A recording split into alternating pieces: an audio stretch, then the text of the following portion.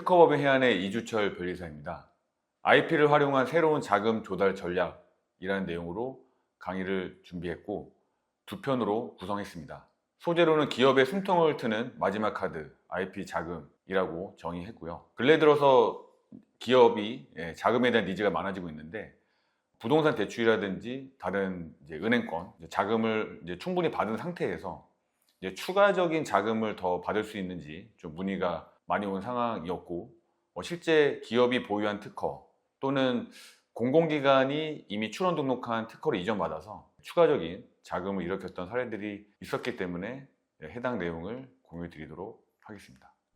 첫 번째는 IP 자금 개요 및 종류 첫 번째에 대해서 공유를 드리겠습니다. 먼저 IP 자금이란 그 정의에 대해서 말씀을 드리겠습니다. 기업이 보유한 지식재산권, 지식재산권은 특허, 상표, 디자인, 저작권 등을 의미합니다. 이러한 지식재산권을 담보해서 대출, 투자, 보증된 금융을 조달하는 제도를 말합니다. 즉 기술이 곧 담보가 되는 구조라고 볼 수 있습니다. 부동산이나 설비가 부족해도 기술, 브랜드, 컨텐츠 같은 무형자산의 가치를 인정받아 자금을 조달할 수 있다는 점이 핵심입니다. 또한 특허를 가진 기업은 그 자체로 기술 신용 등급인 TCB 등급을 높게 평가받아서 일반 기업보다 낮은 금리나 더 높은 한도의 자금을 지원받을 수 있게 됩니다. 결국엔 기업이 특허 자체를 보유해서 그 특허를 담보로 자금을 일으킬 수 있다는 의미가 되고요. 두 번째로는 특허를 보유한 기업의 신용 평가를 우수하게 해서 자금을 유리하게 이끌어낼 수 있음을 의미합니다. 그래서 IP 금융은 크게 IP 투자, IP 보증, IP 담보 이렇게 세 가지로 구성이 되는데 이 세 가지 형태의 IP 금융의 그 수치는 매년 증가하고 있습니다. 세 가지 모두 IP를 기반으로 했다는 점에서 특허, 대표적인 지적재산권인데 이를 무조건 가지고 있어야만 이러한 자금을 검토할 수 있는 것이고 세 가지 수치가 늘어남에 따라서 많은 기업들이 특허를 출원 등록하고 있는 상황입니다. 그리고 IP 금융에서 IP 담보대출은 은행이 직접 특허의 가치를 평가해서 자금을 대출해 주는 것을 의미합니다. 기존에는 몇몇 은행, 산업은행이라든지 기업은행, 그리고 국민은행 순으로 그 IP 담보대출을 시행했는데 현재는 제1금융권에서는 모두 IP 담보대출을 취급하고 있고요. 그리고 저희가 좀 익숙하지 않겠지만 일부 부산은행, 경남은행과 같은 지방은행의 경우에도 IP 담보대출을 취급하고 있습니다. 그리고 기술 평가 방법에 대해서 말씀을 드리고자 하는데 기술 신용 보증기금이 특허권자인 기술 창업기업에 대한 기술 평가 방법이라는 특허 내용입니다.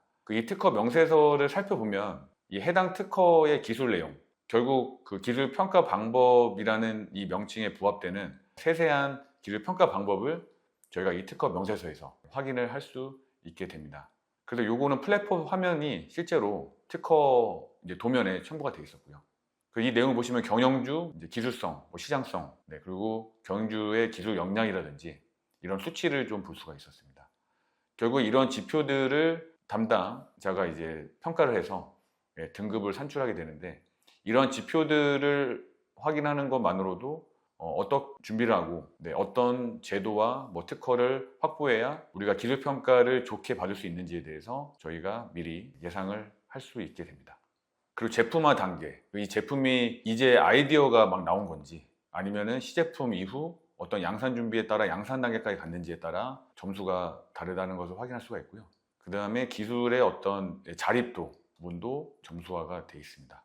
또한 경영주의 어떤 경력 부분, 그래서 저희가 자금 받을 때 가장 마이너스 요소가 되는 것 중에 하나가 형식적인 대표자로 등록돼 있고 실질 경영은 또 다른 사람이 하는 그런 부분입니다. 그래서 실경영자이면서 또한 그 동종업의 경력이 많으면 이와 같이 점수를 많이 받을 수 있다고 보시면 되고요. 그리고 기업가 정신, 관리 역량 이런 부분들은 대표님과 실사를 통해서 충분히 확인될 수 있는 부분이라고 보시면 됩니다. 그리고 그 외에도 대표님 제외하고 연구소의 직원이라든지 그런 어떤 기술 인력분들의 숫자 그리고 그분들의 어떤 자격증, 학위 이런 것도 점수에 반영이 되고요. 그리고 기술 개발 어떤 실적 그리고 맨 하단의 지적재산권 보유도 개수가 많아짐에 따라 점수가 계속 많아짐을 확인을 할 수가 있습니다. 그래서 앞서 살펴본 기술 평가 방법에 따라서 내년에 자금을 준비하는 업체들은 해당 점수를 올리기 위한 작업을 지금부터 준비하시면 좋을 것 같습니다. 그리고 또 대표적으로는 중소벤처기업진흥공단에서도 특허 관련된 자금이 있어서 내용을 공유해 드리려고 합니다. 중소벤처기업진흥공단에서 그 홈페이지 접속하면 공고문을 확인할 수가 있고요. 그때 이제 지원 대상에 뭐 고용 창출, 수출 매출 증대 등 성과 창출 기업, 이런 예시가 좀 나와 있습니다. 요즘은 뭐 고용, 수출 이런 증대를 굉장히 좀 중요시하고 있는 분위기라고 볼 수가 있을 것 같고요. 그리고 혁신 성장 분야 등 중점 지원 분야 영위기업의 정책적 우선 지원이라고 되어 있습니다. 그래서 그 구체적인 이제 내용들은 이 공고문 뒤편에 나와 있는데, 혁신 성장이라든지 어떤 기술 베이스의 회사, 그리고 뿌리 산업과 같은 어떤 제조, 소부장, 이런 기업들에 대한 지원이 있다라고 보시면 됩니다. 그리고 지원 방식에 있어서 이제 융자는 직접 빌려주는 것을 의미하는데요. 기술 사업성 평가사 미래 성장 가능성이 높지만 민간 금융기관 이용이 어려운 기업에 직접 대리대출 방식과 융자의 투자 요소를 복합한 투융자, 그러니까 빌려주는 것뿐만 아니라 직접 가능성 있는 기업에 투자를 하는 방식으로도 지원을 합니다. 그래서 일반 민간 금융기관 이용이 어렵다는 것은 이제 다른 여신이 찾기 때문에 신용 어떤 등급상 이제 유리하지 않아서 은행 이용이 어려운 그런 고객들이 어떤 기술력과 사업성, 어떤 미래 성장 가능성을 가지고 어필을 해볼 수 있다는 의미고요. 그 자체는 아까 앞전에 말씀드렸던 기술보증기금의 기술 평가 방법, 그런 수치가 우수하면 성장 가능성이 높다라고 볼 수가 있는 겁니다. 그리고 정책 우선도 평가에서도 여러 가지가 나와 있지만 기술 경영 혁신 이런 부분들이 포함되어 있는 것을 확인해 볼 수 있습니다. 중소벤처기업진흥공단의 대표적인 특허 관련된 자금은 개발, 기술, 사업화 자금입니다.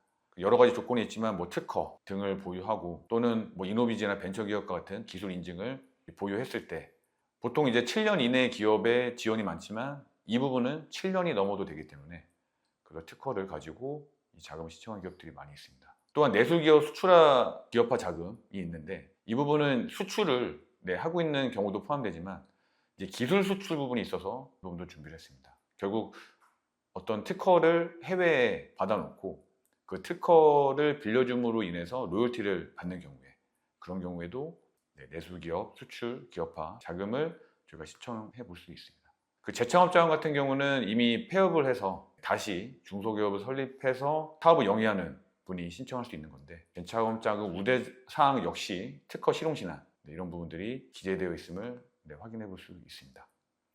또한 긴급경영 안정자금, 여기서는 이제 특허를 가진 기업이 특허를 가지고 권리 행사를 했을 때 그로 인해서 피해를 입었을 때 신청할 수 있는 그런 자금입니다. 그리고 이제 중소벤처기업진흥공단은 여러 가지 제한사항이 있지만 그 중에 하나가 업종별 융자 제한 부채 비율이라는 게 있습니다. 그러니까 다른 지표가 아무리 우수해도 이 부채 비율, 이 상한선을 넘으면 안 되는데 이제 가결산 시점이 됐습니다. 시점이 됐는데 만약 25년도 재무제표의 가결산을 해봤는데 제한 부채 비율을 초과한다 라고 하시면 저희가 특허를 법인으로 내서 평가를 한 이후에 부채 비율을 개선할 수가 있습니다. 그래서 이러한 어떤 제한사항을 특허를 통해서 극복을 하고 또 특허를 통해 자금도 받을 수가 있습니다. 이번에 소상공인진흥공단인데요. 일반 서비스업은 뭐 5인 미만, 그리고 제조업이라면 10인 미만 기업이 소상공인으로 분류될 수가 있는데 이때 뭐 한계 기업이라든지 부채 비율 700% 초과 이런 제한 사항들이 있습니다. 여기 역시도 부채 비율 700%가 넘으면 안 되기 때문에 아까 같은 부채 비율 이슈가 있는 경우 특허를 통해서 저희가 이 장벽을 넘어볼 수가 있고요. 그리고 기타 이제 한도, 우대, 가점 부여에 대한 부분이 또 명시되어 있습니다. 수출 실적, 고용 증가, 지적 재산권 증빙. 그러니까 소상공인은 특허 진행이 어렵다, 이렇게 좀 단정하신 경우도 있는데 사실 특허는 업종 불문하고 또 요식업을 하시든 간단한 서비스를 하시든 다 가능하기 때문에 특허를 통해서 이런 가점 사항을 미리 준비하시면 좋을 것 같습니다. IP 자금에 대해서 첫 번째 주제에 대해서 말씀을 드렸고요.